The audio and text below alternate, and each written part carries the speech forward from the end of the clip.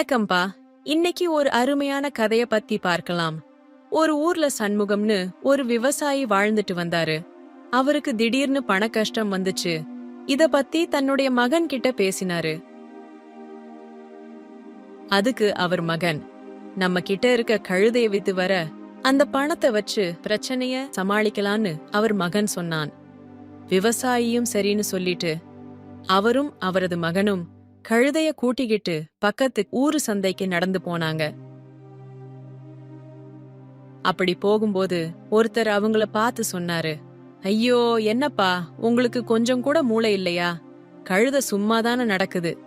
உங்க 2 பேர்ல யாராவது அது மேல உக்காந்துட்டு போகலாம் இல்லன்னு சொன்னாரு. உடனே தன்னோட மகனை அந்த கழுத மேல ஏத்தி விட்டுட்டு கூட சேர்ந்து நடந்தாரு அந்த விவசாயி. கொஞ்ச தூரத்துக்கு அப்புறமா அந்த பக்கமா வந்த பெரியவரு, அடப்பாவி சின்ன பயலே, வயசான உங்க அப்பாவை நடக்க விட்டுட்டு நீ கழுத மேல உக்காந்துகிட்டு வரியேன்னு கேட்டாரு.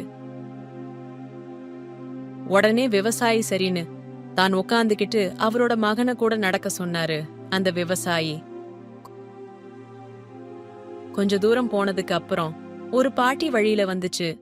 நீ எல்லாம் பெரிய மனுஷனா, சின்ன பையன் நடக்க விட்டு நீ உட்காந்துட்டு வரியேன்னு சொல்லுச்சு. உடனே தன்னோட மகனையும் கூட ஏத்திக்கிட்டு ஒன்னா பயணம் செஞ்சாரு அந்த விவசாயி. அப்ப அந்த பக்கமா வந்த இன்னொருத்தரு, அட கொடுமைக்காரர்களா, இப்படி 2 பேரு அந்த கழுத மேல உட்காந்துட்டு போறீங்களே, உங்களுக்கு இரக்கம் இல்லையான்னு கேட்டாரு. உடனே 2 பேரும் கீழே இறங்கிக்கிட்டு இனி என்ன பண்றதுன்னு யோசிச்சாங்க. இனி இந்த கழுதைய நாம தூக்கிட்டு நடப்போம்னு முடிவு பண்ணி விவசாயி கழுதைய தூக்கிக்கிட்டு நடந்தாரு. அப்ப அங்க வந்த வழிபோக்கன், ஏன்பா, கழுத நல்லாதானே இருக்கு, அத நடக்க விட்டா அது நடக்காதா? ஏன் இப்படி தூக்கிட்டு திரியிறன்னு கேட்டான். இதையெல்லாம் கேட்ட விவசாயி கோபப்பட்டு கழுதைய வேகமாக இறக்குனாரு.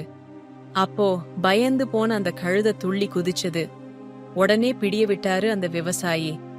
அப்ப அந்த கழுத வேகமா ஓடி போயிருச்சு. அடுத்தவங்க சொல்றத எல்லாத்தையும் கேட்ட அவங்களுக்கு கழுதையும் போயிருச்சு. அத வித்து பணம் கிடைக்க வழியும் இல்லாம போயிருச்சு.